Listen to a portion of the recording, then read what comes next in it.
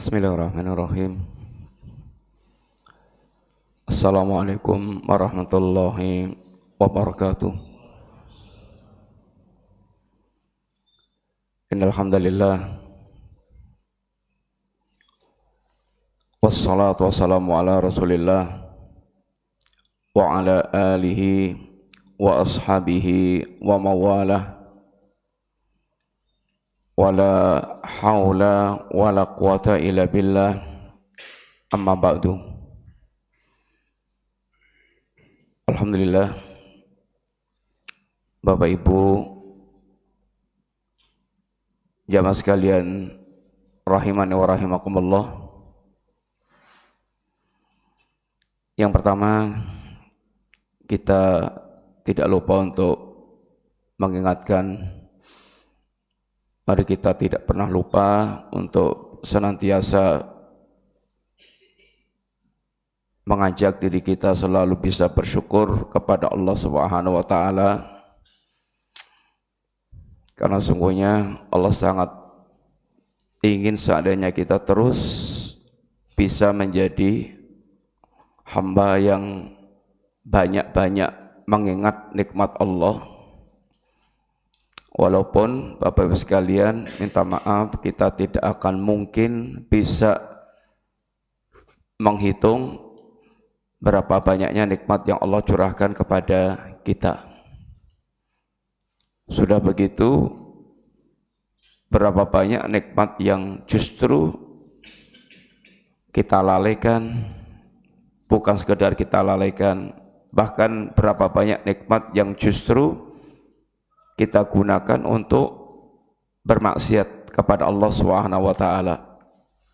Makanya Nabi kita memberikan bimbingan, paling enggak kita harus selalu menghadirkan perasaan satu kesadaran bahwa kita ini hamba yang berlimpah ruah nikmat Allah. Yang kedua, menyadari bahwa kita ini banyak banget, harus mengakui banyak banget berapa nikmat yang justru kita gunakan untuk bermaksiat kepada Allah Ta'ala. Ini terkandung dalam wirid yang kalau biasa kita lakukan, Bapak sekalian, wirid pagi, wirid petang, adhkar sobah, adhkar masa, pada bagian Sayyidul Istighfar. Yang di sana ada kalimat abu'u laka bi ni'matika alayya wa abu'u bidambi. Ya Allah, saya mengakui tentang semua nikmat yang telah Engkau curahkan kepadaku. Sekedar kita mengakui saja secara global. Karena sekali lagi, yang ngapunten sekalian, kita tidak akan mungkin bisa merekap. Dan itu kepastian yang Allah ini sampaikan pada kita. Wa in ta'uddu ni'matallahi la tuhsuha. Seandainya Anda berusaha untuk menghitung nikmat Allah, pasti nggak bisa. Takdid itu ngitung nikmatnya per nikmat. At-ihsa itu ngitung nikmatnya per gerombol atau per kelompok. Artinya bagaimanapun cara kita ngitung nikmat Allah, mau per nikmat atau per kelompok nikmat, itu dipastikan Allah tidak akan sanggup. Karena kata Allah, wa ma bikum min nikmatin famin Allah, apapun nikmat yang Anda rasakan, semuanya datangnya dari Allah Ta'ala. Makanya paling enggak kita itu menyadari bahwa kita ini berlimpah ruah nikmat Allah Subhanahu wa taala. Dan kita juga betul-betul menyadari berapa banyak nikmat yang justru kita gunakan untuk bermaksiat kepada Allah, maka kita pun katakan abu'u laka bi ni'matika alayya wa abu'u bidambi. Aku juga mengakui Allah tentang dosa yang aku lakukan. Sehingga mendorong kita untuk senantiasa menyadari kita ini banyak dosanya, banyak kekurangannya, kemudian bagaimana mendorong kita untuk banyak-banyak, yaitu beristighfar kepada Allah dan malu punya rasa malu kepada Allah karena di tengah lautan nikmat yang Allah berikan kepada kita dan tidak pernah berhenti sedetik pun, nikmat Allah tidak pernah itu berhenti dari kita, tapi kita justru sering sekali dan banyak banget nikmat yang bahkan kita gunakan untuk bermaksiat kepada Allah Subhanahu wa taala. Yang kedua, Bapak sekalian, tidak lupa pula kita berterima kasih banyak yang sudah diberikan kesempatan oleh Bapak Ibu, khususnya adalah DKM Masjid, untuk kita bisa manfaatkan waktu bersama-sama. Mudah-mudahan waktu yang singkat sambil kita memanfaatkan sampai syuruk merupakan bagian kebiasaan orang-orang soleh. Bapak sekalian, berusaha untuk mengisi waktu pada subuh sampai syuruk itu berzikir kepada Allah Ta'ala. Ibnu Mas'ud radhiyallahu anhu, beliau kalau pada subuh berzikir kepada Allah, terus kemudian nyuruh budaknya, matahari udah terbit belum? Kalau belum, lanjut lagi zikirnya. Kemudian kalau sudah terbit, ya setelah itu kemudian selesai berzikir, ya kembali kepada aktivitas berikutnya. Faida faraghta fansab. Kalau sudah selesai satu ketaatan, maka pindahlah kepada ketaatan yang lainnya. Dan mudah-mudahan Bapak sekalian, duduknya kita di majelis ini terhitung duduk di taman-taman surga, karena Nabi memang menyebut idza marartum biriyadil jannah farta'u. Kalau kalian melewati taman-taman surga, maka mampirlah, bergabunglah.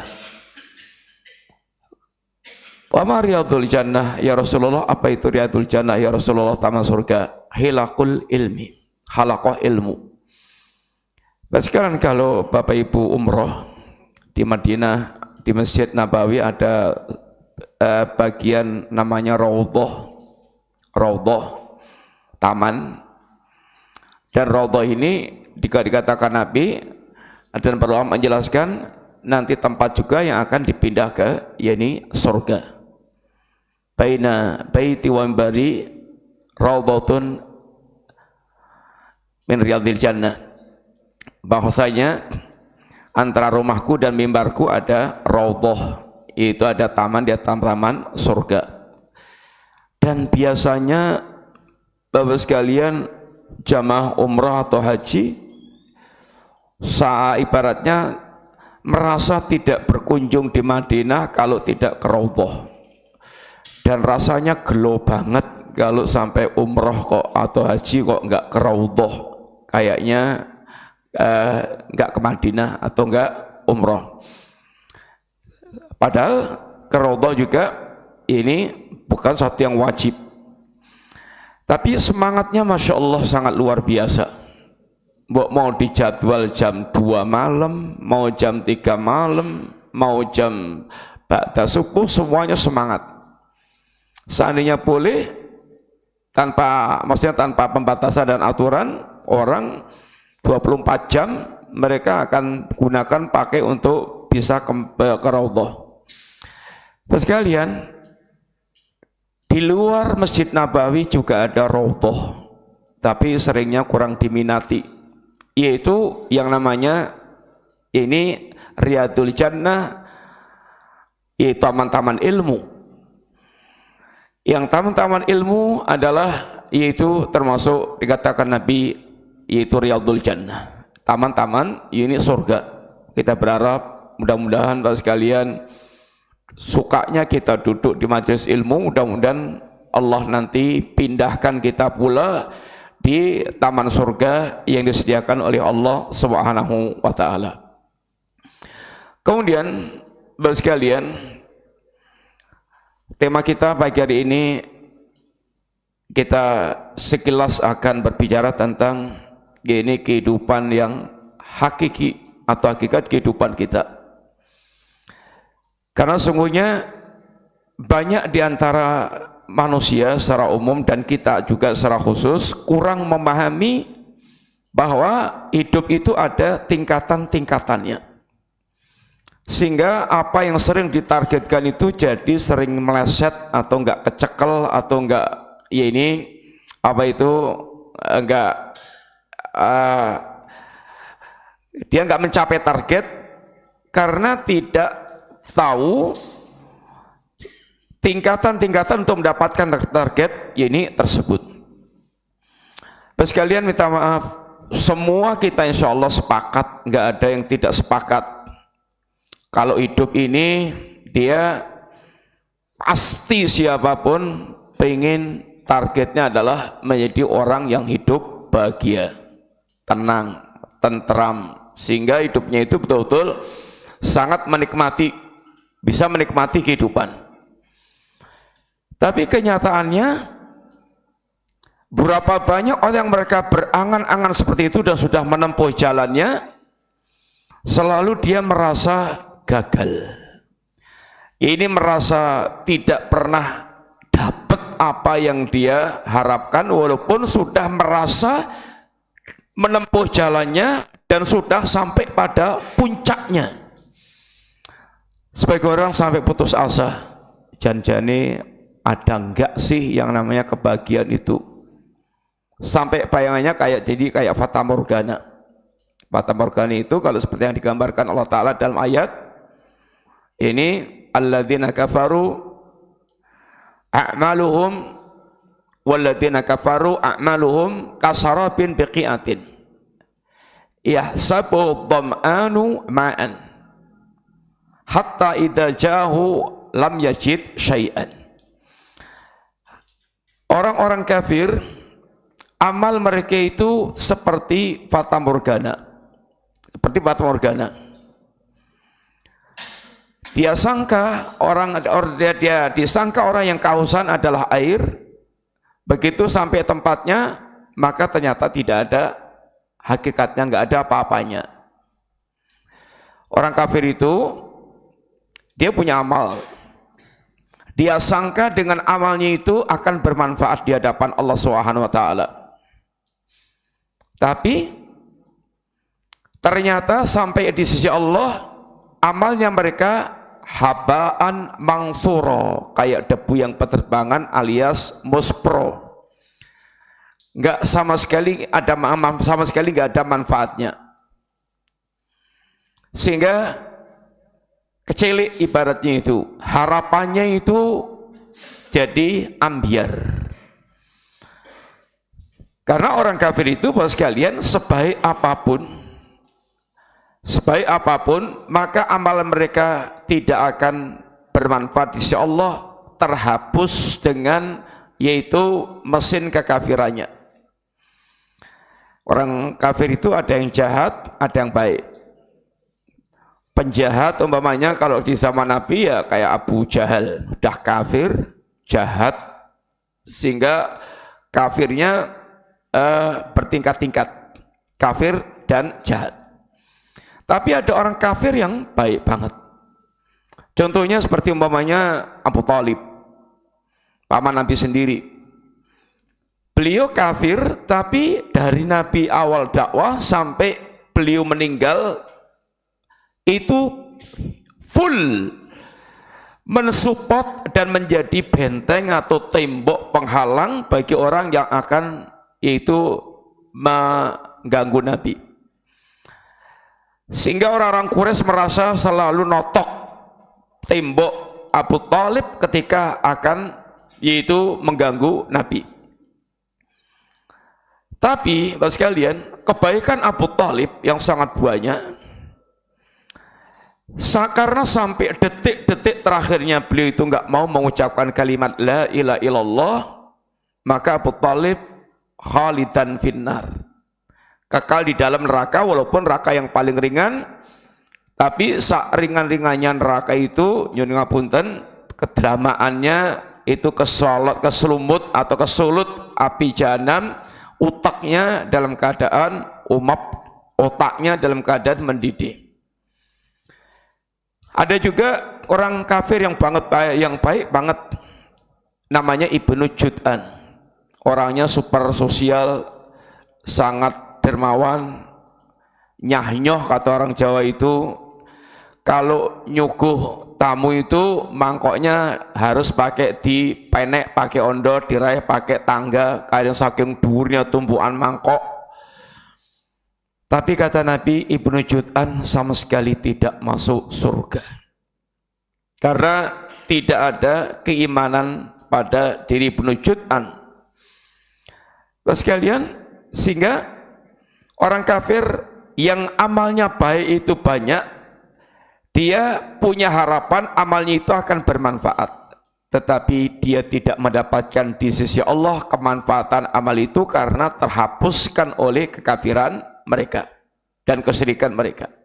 Sehingga amal mereka digambarkan Allah yahsabu dham'anu ma'an. Orang yang kehausan menyangka dari kejauhan itu kayak air yang menjanjikan dia sehingga akan bisa dapat menghilangkan kehausannya dan puas. Tapi hatta idza ja'ahu lam yajid syai'an, sampai tempatnya tidak dapat apa-apa. Fata morgana, istilahnya fata morgana itu kalau dari kejauhan kayak ngimplah-ngimplah kayak air, begitu dipelayoni ngetipleng dikejar sampai tempatnya enggak ada apa-apa. Itu adalah gambaran fata morgana. Orang ternyata secara umum juga semua berlari-lari mengejar untuk mendapatkan kebahagiaan. Ada yang mereka caranya itu ngimpi jadi orang kaya raya sehingga hidupnya itu diperas habis siang malam itu bagaimana ngumpulkan harta ben cepat sugih, biar cepat jadi orang kaya. Bayangannya kalau udah jadi orang kaya itu hidupnya seneng banget, mau ngapa-ngapain iso, duit, mau beli apapun bisa, mau pengen apapun keturutan. Sehingga romangsane kalau sudah jadi orang kaya raya itu hidupnya bakal bahagia, tenang, tentrem, ayem. Ternyata berapa banyak orang yang mereka kaya ternyata ruwet hidupnya, ruwet, sehingga ada yang semakin kaya semakin ruwet, nggak merasakan kenyamanan sebagai orang yang kaya. Artinya ternyata kekayaan tidak memberikan jaminan dia untuk betul-betul bahagia. Dan ceritanya sangat banyak. Ya, penjenengan juga bisa dengarkan sendiri, umpamanya sak kampung ini ada yang paling kaya, coba ketemu beliau terus suruh cerita, nanti susahnya banyak banget. Kemudian ada lagi yang dia nyangka kalau bahagia itu kalau jadi pejabat tinggi, kemana-mana dihormati, disubyo-subyo, dimuliakan, disambut, dikelilingi orang, dikerubung terus sama orang, koyoknya senang banget. Sehingga banyak orang ngimpi jadi pejabat walaupun harus pakai secara apapun. Ternyata berapa banyak para pejabat yang para tambah sesek hidupnya, tambah nggak keruan hidupnya, ternyata jabatan intinya tidak memberikan jaminan kebahagiaan. Ada orang yang ngimpi kalau bahagia itu kalau jadi orang terkenal, sehingga ngerintis karir dari bawah sampai dia menjadi orang terkenal. Dia sangka kalau dia terkenal di mana-mana itu akan sangat bahagia. Ternyata ada orang yang justru di puncak keterkenalannya malah bunuh diri. Ini semuanya, Bapak sekalian, memberikan gambar kita sekilas bahwa bukan itu memang jalan itu untuk mendapatkan kebahagiaan. Memang itu kita butuhkan, tapi itu bukan faktor yang pokok. Hidup ini ada tingkatan-tingkatannya, Bapak sekalian. Kalau para ulama mengajarkan kepada kita, tingkatan hidup itu marhalahnya ada, namanya hayatul abdan, kehidupan badan. Yang kedua tingkatannya ada hayatul ilmi ba'da mautil jahli, kehidupan ilmu setelah kematian kebodohan. Yang ketiga, hayatul himmah al-aliyah, kehidupan cita-cita yang tinggi. Yang keempat, hayatul akhlaqil karimah, kehidupan dengan akhlak yang mulia.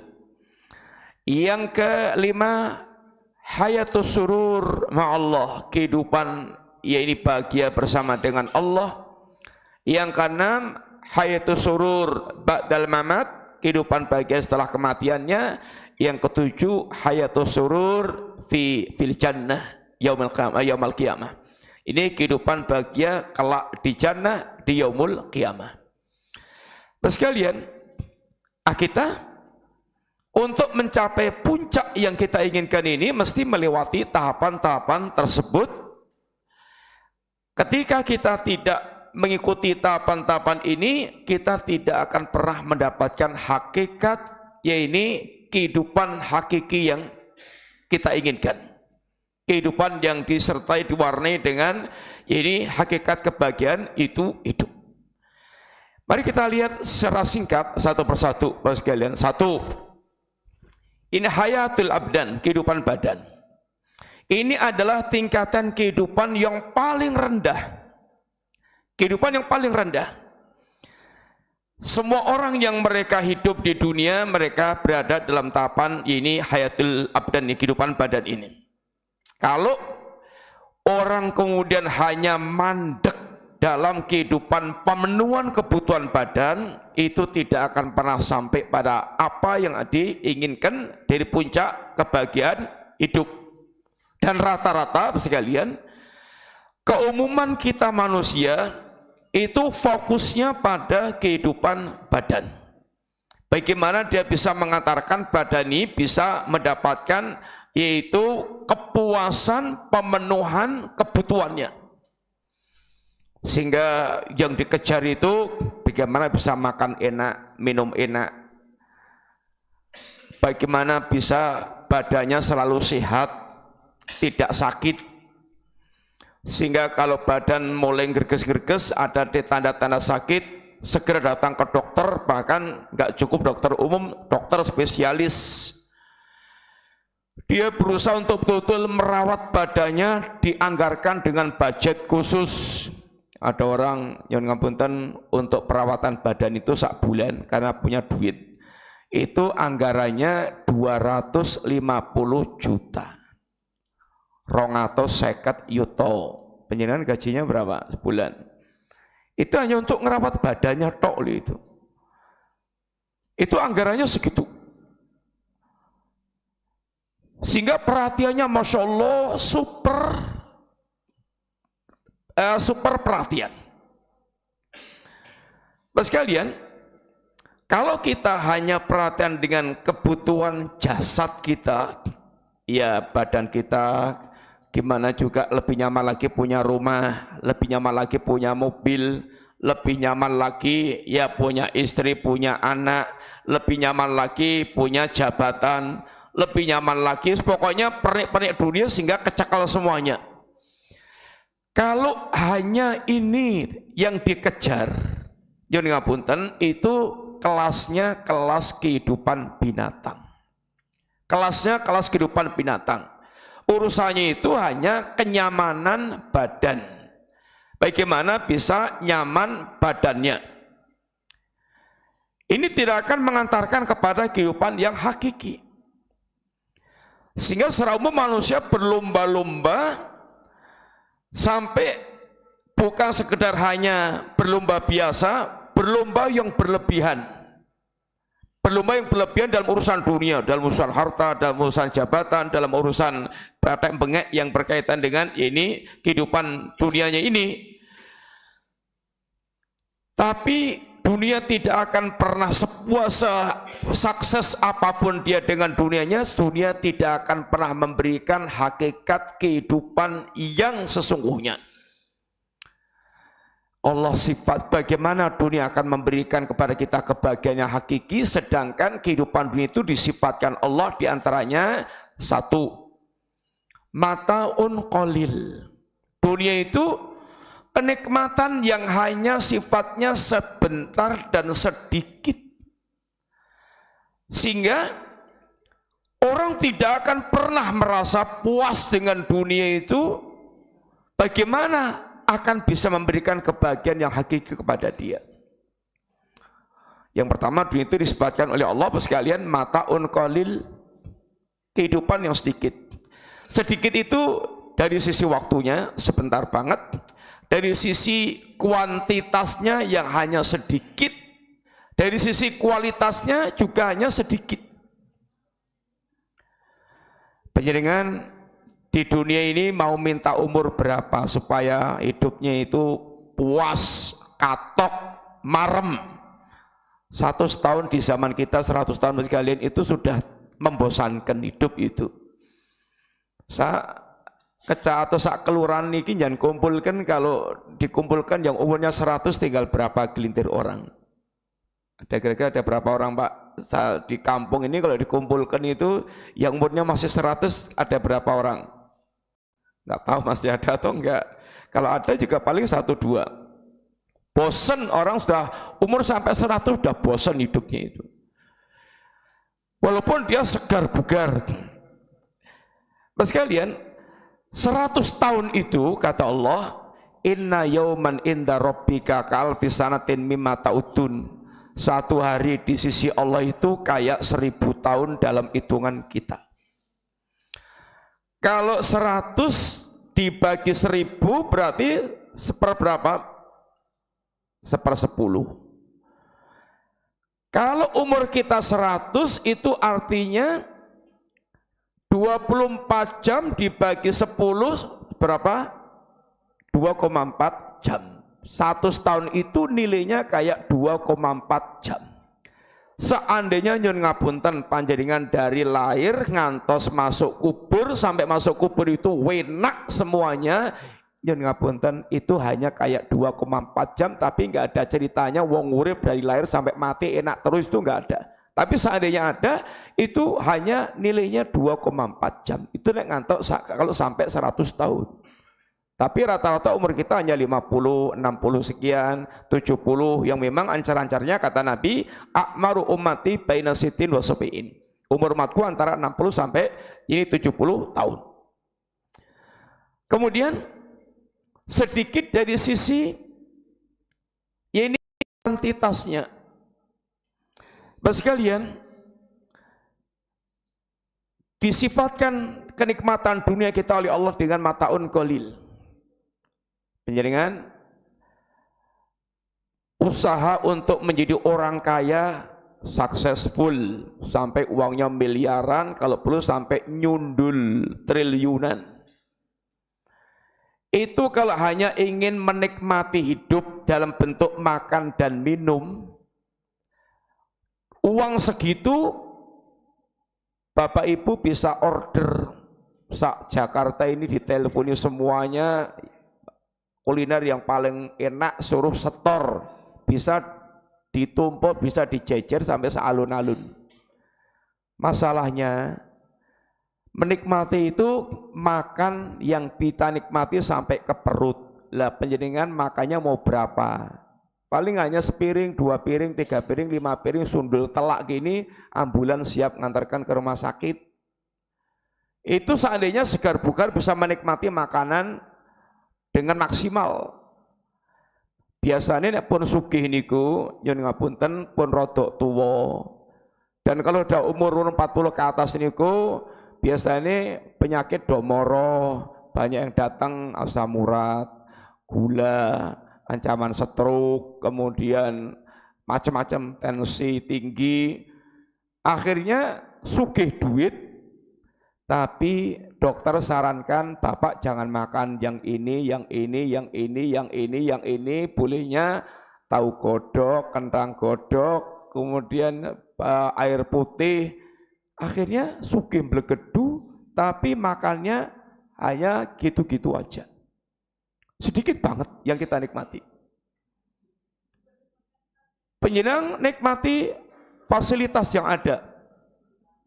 Karena Nabi ingatkan, manusia itu kata Allah, ketika Nabi menjelaskan ayat Al-Hakumut Takatsur, bahwa manusia itu rakusnya mereka untuk mengumpulkan harta berbanyak-banyakan dalam urusan dunia, itu membuat mereka sampai lalai Allah, sampai lalai kampung akhirat, sampai lalai mati, lalai persiapan untuk menghadap Allah Ta'ala. Urip itu yang adanya melek moto sampai merem moto itu hanya bondoku, bondoku, jabatanku, jabatanku. Kata Nabi, ketika baca ayat Al-Hakumut Takatsur, yaqul ibnu Adam mali mali. Anak Adam mengatakan bondoku, bondoku, hartaku, hartaku. Itu yang dilihat rekeningnya cek piro, bertambah tidak asetnya. Itu hanya itu yang dikalkulasi terus. Sampai tahu-tahu nyun ngapunten waktu berjalan nganti tuwek garing nyemplung kuburan sampai nggak pernah punya persiapan apapun menghadap Allah Ta'ala. Kata Nabi, anak Adam, kok kamu bilang hartaku, hartaku, hartaku, hartaku. Harta kamu itu hanya 3 loh. Harta yang betul-betul milik Anda itu hanya 3. 1, ma'akalta fa'abnaita, yang Anda makan kemudian habis. Yang Anda makan kemudian habis. Yang kedua, wa ma labista fa'ablaita, yang Anda pakai lalu usang. Yang ketiga, wa ma tasaddaqta fa'abqaita, yang Anda sedekahkan dan itu yang akan kekal. Kalau hanya makan minum dan pakai-pakai sekalian, penyinan makan juga hanya segitu. Menikmati yang kita miliki, rumah, penyinan punya rumah 10. Saben rumah kamarnya 10. Saben kamar, Masya Allah, kasurnya, spring bednya paling mendut-mendut, paling itu KW 1.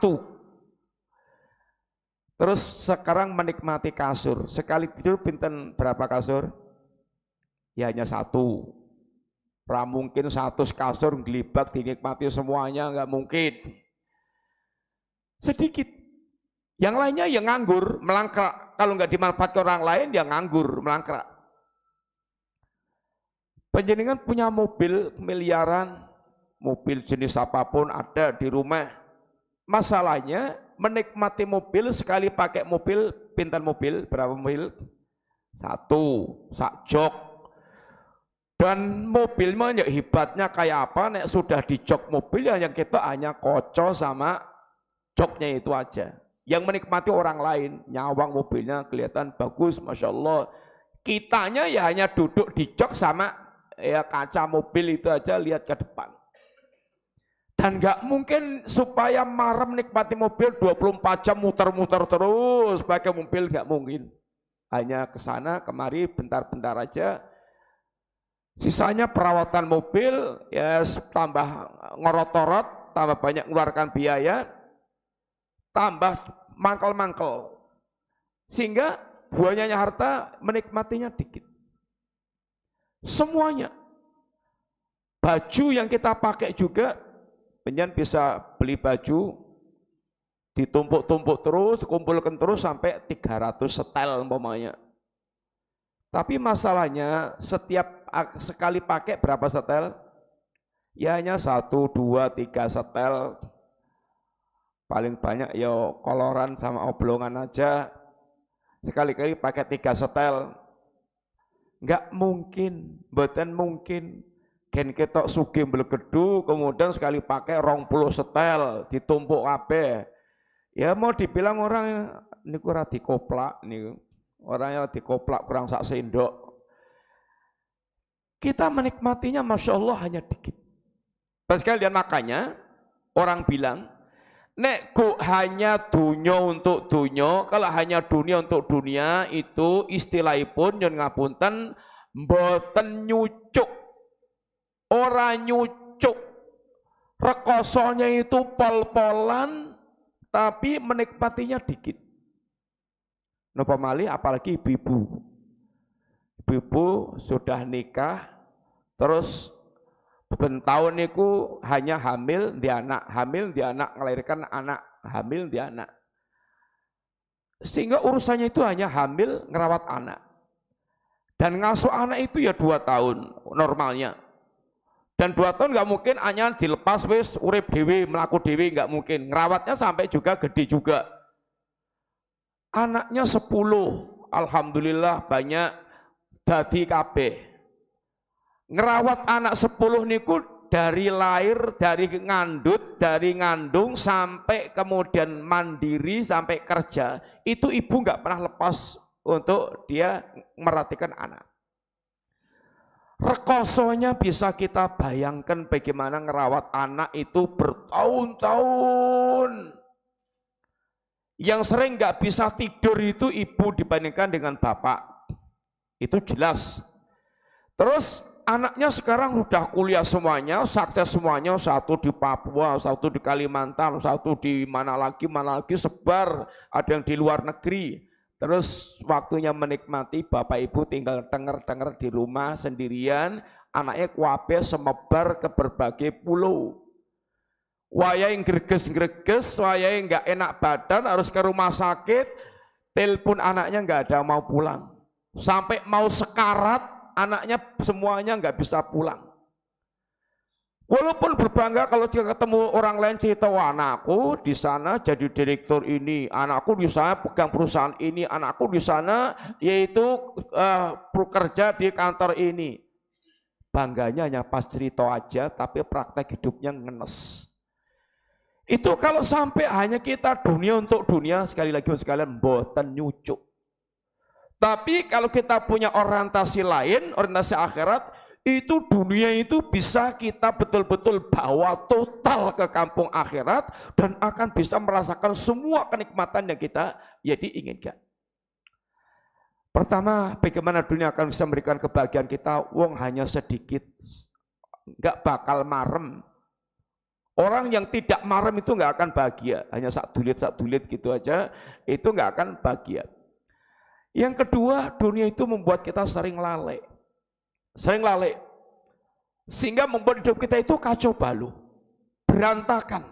Dunia kita, orang yang hanya dunia, orientasinya dunia itu sering membuat hidupnya itu berantakan. Nabi kita diantara mengatakan, Bapak sekalian, mangkanatil dunya hammahu, barang siapa yang dunia itu menjadi cita-cita utamanya, hidup itu hanya untuk dunia. Satu kata Nabi, ja'alallahu faqrahu baina ainaihi, Allah jadikan kefakiran itu ada di kedua kelopak matanya. Yang nampak di kedua matanya itu melarat terus. Orang kalau perasaannya itu melarat terus itu enggak mungkin bahagia. Itu nanti sifatnya itu hanya ngejar yang belum dapat. Sehingga ngos-ngosan terus, urip itu ngos-ngosan terus karena ngejar dunia terus, rantek-entek. Bahkan lupa menikmati dunia. Bangun rumah magrong-magrong, sang gedung yang masa megah, komplit, ada tamannya, ada kolamnya, ada pokoknya aksesoris di rumah itu semuanya komplit. Untuk olahraga, untuk nyantai, untuk renang, terus ada kabeh. Tapi lawongnya itu ngejar dunia terus itu ditinggal melangkrak, yang menikmati kadang yang ngapunten pembantu. Yang menikmati semua yang ada pembantu, dia hanya muter-muter terus kemana-mana, nggak menikmati yang dimiliki, tahu-tahu mati. Ini dunia yang hanya sedikit dia nikmati.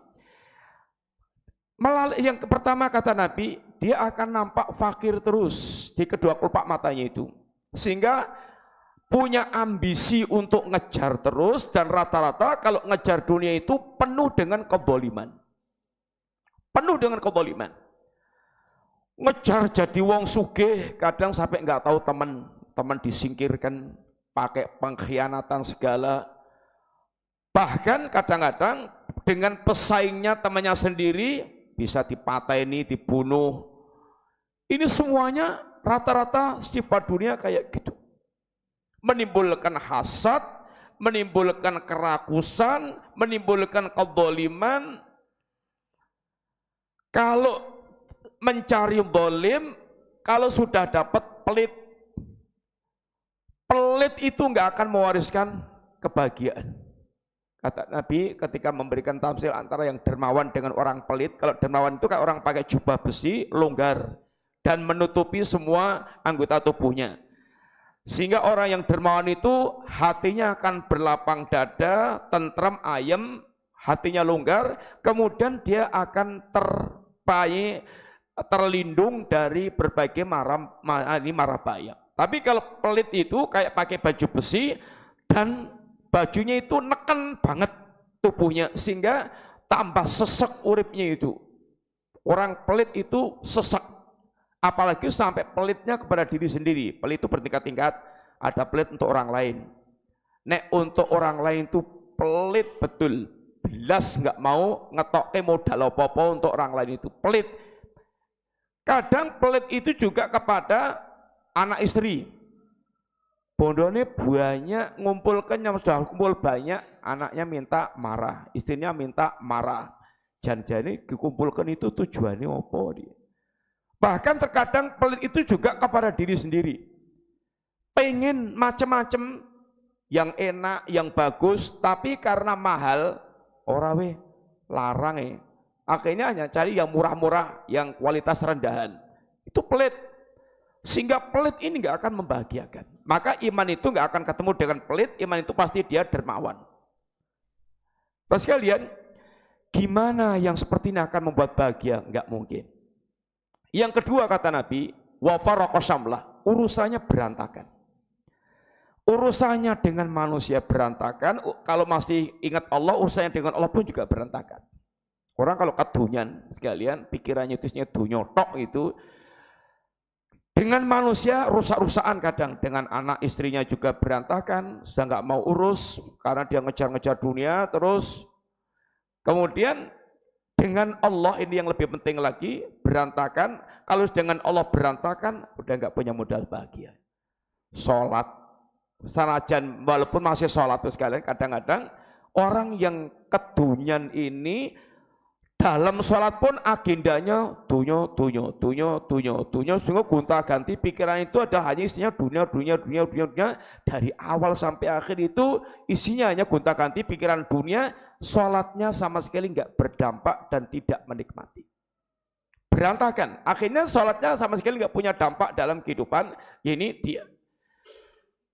Seperti ini tidak akan mungkin mewariskan ini kebahagiaan.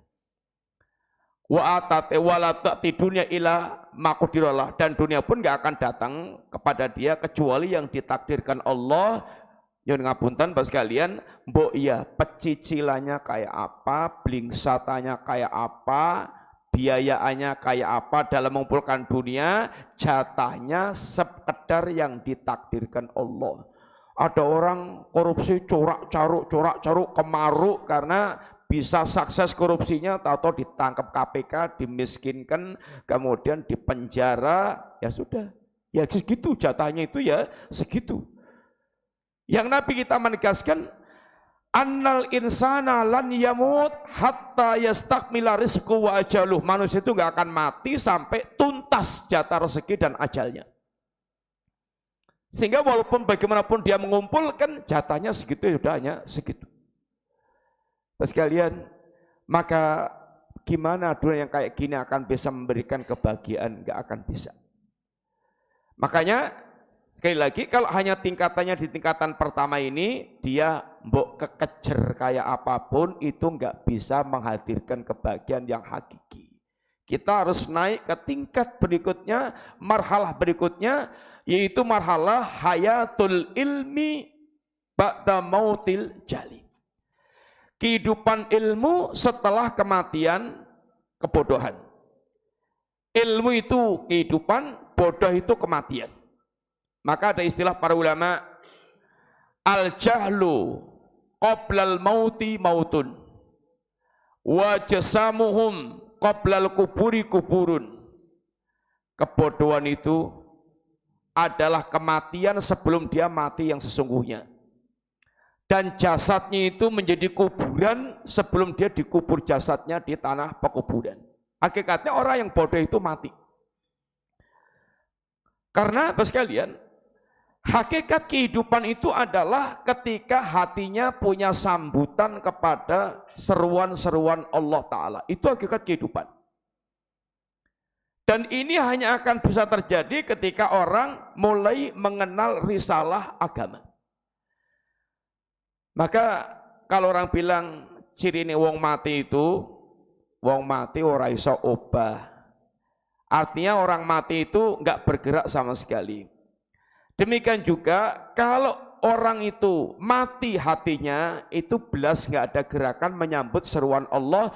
Padahal hakikat kehidupan di sini menyambut seruan Allah Ta'ala. Kata Allah, ya ayyuhalladzina amanu stajibu lillahi wali rasuli idza da'akum lima yuhyikum. Wahai orang yang beriman, sambutlah seruan Allah dan Rasulnya yang akan memberikan kehidupan bagi hati kalian. Sehingga Allah Subhanahu Wa Ta'ala menamai risalah yang Allah turunkan kepada nabinya, ilmu agama ini sekalian, dinamai Allah di antaranya dengan ungkapan ar-ruh. Ar-ruh. Ini sesuatu yang akan memberikan kehidupan. Wa kadzalika auhayna ilaika ruhan mi amrina.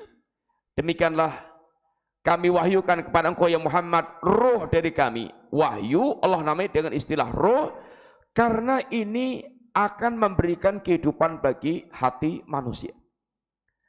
Sehingga ketika orang sudah betul-betul dia berinteraksi dengan roh risalah dan mulai ada kehidupan, maka kata Allah ungkapannya afamangkana maitan fa'ahyainahu. Apakah orang yang tadinya mati lalu kami hidupkan? Artinya orang yang tadinya tidak mengenal risalah, bukan mati jasadnya, tidak mengenal risalah, tidak mengenal agama, itu kayak mayit, kayak mati, amwatun ghairu ahya, mayit-mayit yang tidak punya kehidupan, kata Allah. Kemudian Allah hidupkan dengan roh risalah, sehingga mulai ada gerakan hati menyambut seruan Allah Subhanahu wa Ta'ala. Sehingga sekalian, yang paling sempurna hidupnya, yang paling mengenal risalah Allah Subhanahu wa Ta'ala, dan yang paling tidak punya kehidupan, yang paling tidak mengenal risalah Allah. Dan kata Ibnu Qayyim, fala raibah annal jahla aslu kulli fasadin wa kullu dararin yalhaqul abdu fid dunya wa akhwa ukhrahu fawa natijah. Kata beliau, tidak diragukan lagi bahwa kebodohan ini adalah sumber segala malapetaka, sumber segala kerusakan. Kerusakan syirik, kufur, nifak, bid'ah, maksiat dan penyimpang yang lainnya, semuanya sumbernya adalah karena kebodohan. Dan semua malapetaka di dunia dan di akhirat, semuanya adalah hasil dari buah kebodohan. Sehingga, Bapak sekalian, bagaimana Allah kisahkan dalam Al-Quran, karena kebodohan maka telah menjerumuskan manusia ke dalam syirik, ke dalam yaitu kemunafikan, ke dalam kekafiran, ke dalam ini kemaksiatan, kedurhakaan dengan Allah Subhanahu wa Ta'ala. Sehingga karena kebodohan adalah dzulumat, kegelapan.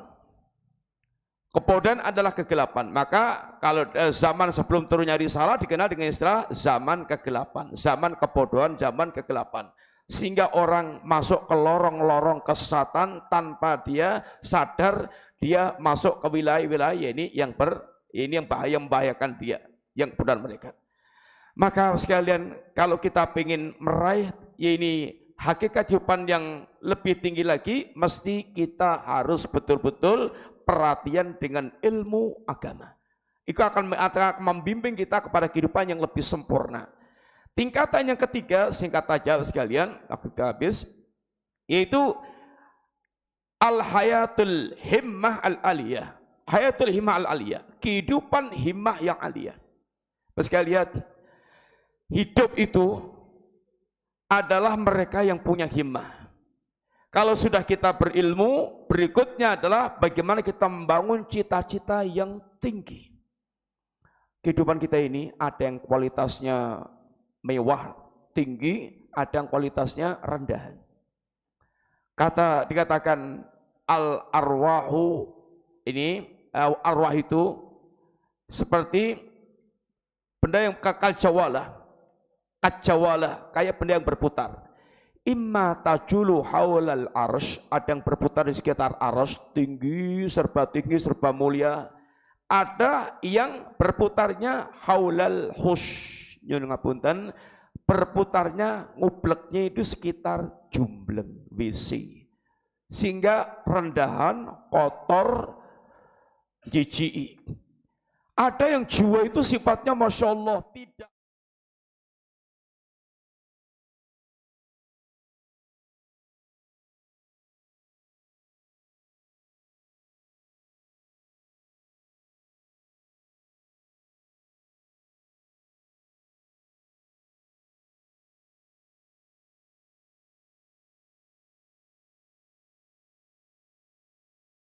Maka istilah Allah, orang kalau dia itu perhatian agama, sesungguhnya Allah mengendaki untuk diangkat Allah sampai ke derajat yang tinggi ke langit sana.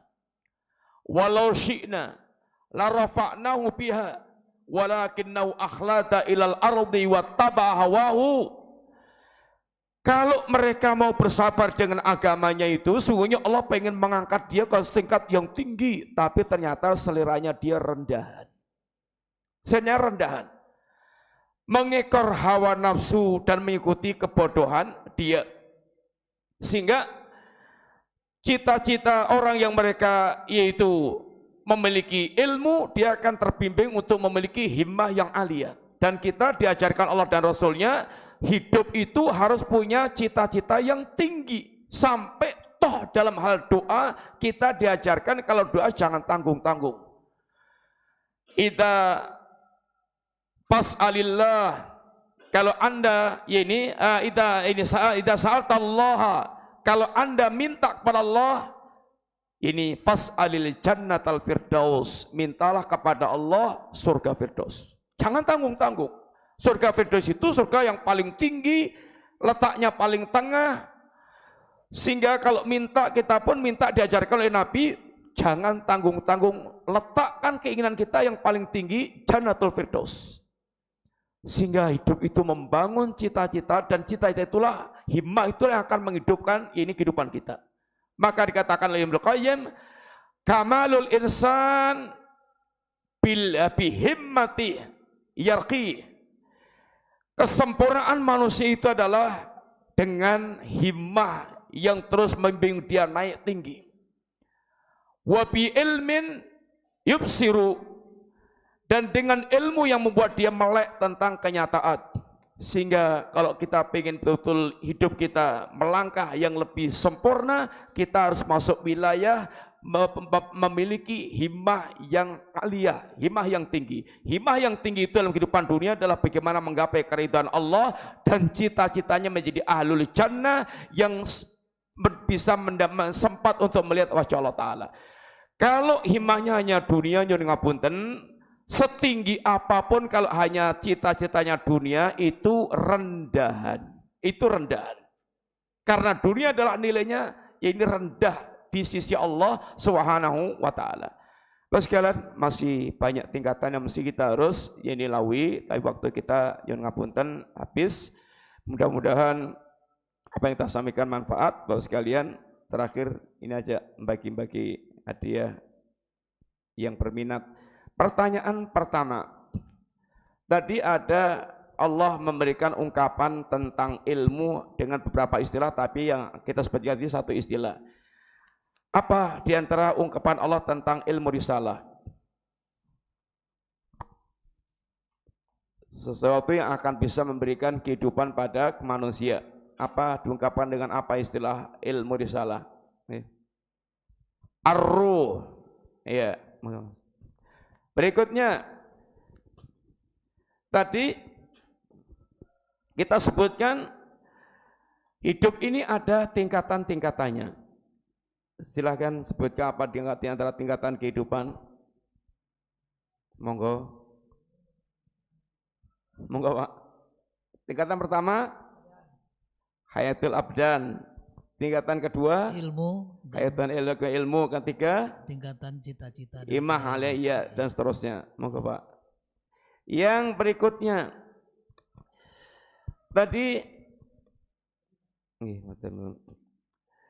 di antara yang kita ini sebutkan pula adalah Nabi menuntunkan kita dalam menghadapi nikmat-nikmat yang Allah curahkan kepada kita dengan dua sikap yang menjadi rutinitas. Ini zikir kita. Apa itu? Monggo, Pak. Nabi kita menuntunkan menghadapi nikmat yang Allah curahkan pada kita itu dengan dua sikap yang diajarkan Nabi dalam zikiran pagi sore. Apa? Mana? Ya. Apa maksudnya? Iya. Itu menggabungkan antara pengakuan kita tentang nikmat yang Allah curahkan dan kesadaran kita, pengakuan kita, jujur kita mengaku pula di hadapan Allah, dosa kita banyak banget dengan nikmat yang Allah justru kita yang Allah berikan pada kita. Berikutnya, ibu-ibu, apa atau siapa istri Nabi yang paling gadis? Monggo Bu, terserah. Berikutnya, Nabi di antara ayat Al-Quran disebutkan di antaranya yarfa'illahu alladziina amanu minkum walladzina utul ilma darajat. Apa artinya? Silakan.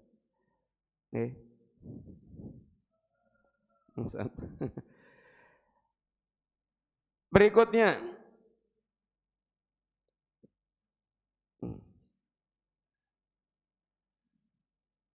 siapa di antara nama putri Rasulullah sallallahu alaihi wasallam? Fatimah. Siapa yang terakhir? Siapa nama putri Nabi yang suaminya Ali bin Abi Thalib? Oh, ibu-ibu ya silakan. Ada yang mana? Itu Bapak sekalian, mudah-mudahan manfaat dan minta maaf atas segala kekurangannya. Kita berdoa kepada Allah, mudah-mudahan Allah berikan taufik, ilmu, amal dan istiqomah sampai kita kembali kepada Allah dalam keadaan husnul khotimah.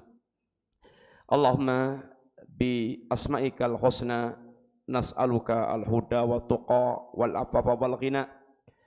Allahumma inna nas'aluka ilman nafi'an wa rizqan thayyiban wa amalan mutaqabbalan. Allahumma inna nas'aluka al-jannata wa ma qaraba ilaiha min qawlin aw fi'lin wa na'udzubika minan nar wa ma qaraba ilaiha min qawlin aw fi'lin. Allahumma zayyina bi zinatil iman waj'alna hudatan muhtadin. Allahumma la taj'al musibatana fi dinina wa la taj'alid dunya akbar hamina wa mablagha ilmina. Allahumma aslih lana dunyana allati fiha ma'ashuna. Allahumma aslih lana dinana alladhi huwa ismatu amrina. Allahumma aslih lana dunyana allati fiha ma'ashuna. Allahumma aslih lana akhiratana allati fiha ma'aduna. Waj'alil hayata ziyadatan lana min kulli khair waj'alil mauta rahatan lana min kulli syarr. Rabbana atina fid dunya hasanah wa fil akhirati hasanah wa qina adzabannar. Rabbana zalamna anfusana fa illam taghfir lana wa tarhamna lanakunanna minal khasirin. Walhamdulillahi rabbil alamin wa sallallahu ala nabiyyina Muhammadin wa ala alihi washabihi wasallam. Subhanakallahumma wa bihamdika asyhadu an la ilaha illa anta astaghfiruka wa atubu ilaik. Matur nuwun sekalian, jazakallahu khair. Assalamualaikum warahmatullahi wabarakatuh.